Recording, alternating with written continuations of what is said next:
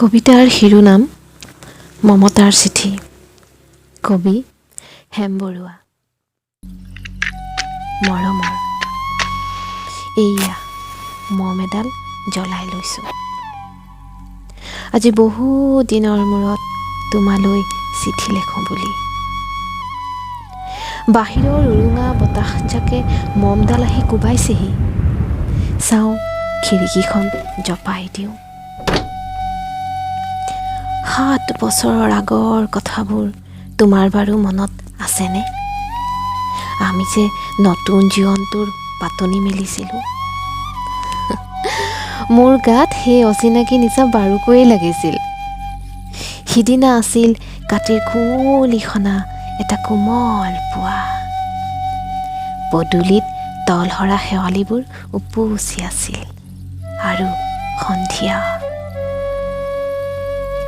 মই তোমালোকৰ ঘৰলৈ নকৈ আহিবৰ দিনা আকাশৰ মেঘৰ মোহনাত হালধীয়া জন্তু নাওখন হৈ আমাক যে ৰিঙিয়াই মাতিছিল তৰাৰ দেশলৈ।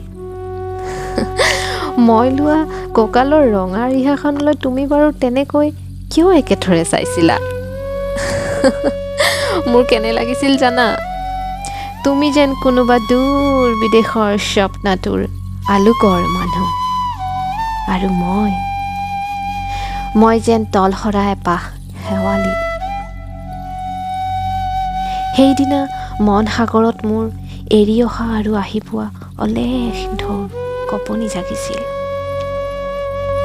তোমাৰ জানো এইবোৰ কথা মনত নাই? আমাৰ দেউতাই যে চিঠিত লিখিছিল, আই তই নতুন ঘৰত হাঁহি মাতি থাকিবি। এইবোৰ 7 বছৰ আগৰ কথা। মোৰ যে সকলোবোৰ পুৰাণৰ সাধু যেন লাগে। জেঠমহীয়া দেউতাৰ বছৰেকীয়া হৈ গ'ল। তোমাৰ বাবুল এতিয়া বৰটো হৈছে। তাৰ ওপৰ পাৰিত এধানিমান ডালিম গুটি যেন দাঁত অকণি গজিছে। সি মোক একেবাৰে এৰিকে নিদিয়ে। কেতিয়াবা মোৰ যে ইমান খং উঠে। তুমি নাই নহয়, সেইকাৰণে। সি বাৰু মোৰ বগা হাতযোৰলৈ এনেদৰে তধা লাগি চাই থাকে কিয়? তাৰ উপজাৰে পৰা এইযোৰ কাপোৰ চিনাকি, সেইকাৰণে নহয়।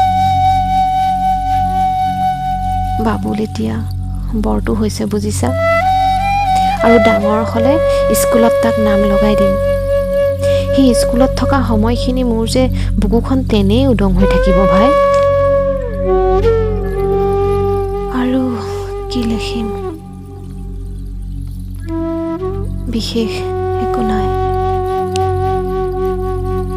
মোৰে শপত, তুমি যিদিনা উলটি আহিবা মোক আগতীয়াকৈ জনাবা দেই। মই ভোকটো এৰি ৰিঙিয়াই মাতিম। তুমি যিদিনা উলটি আহিবা মোক আগতীয়াকৈ জনাবলৈ নাপাহৰিবা দেই। মৰম ল'বা। ইতি তোমাৰ মমতা। পুনঃ এইবাৰ বুজিছা, মাঘৰ বিহুৰ মেজিৰ জুইকুৰা বৰ ৰঙাকৈ জ্বলিছিল। আমাৰ আইতাৰ কলি ছাগলীজনীৰ 2টা পোৱালি জগিছে, এটা সুত বগা আৰু আনটো পখৰা।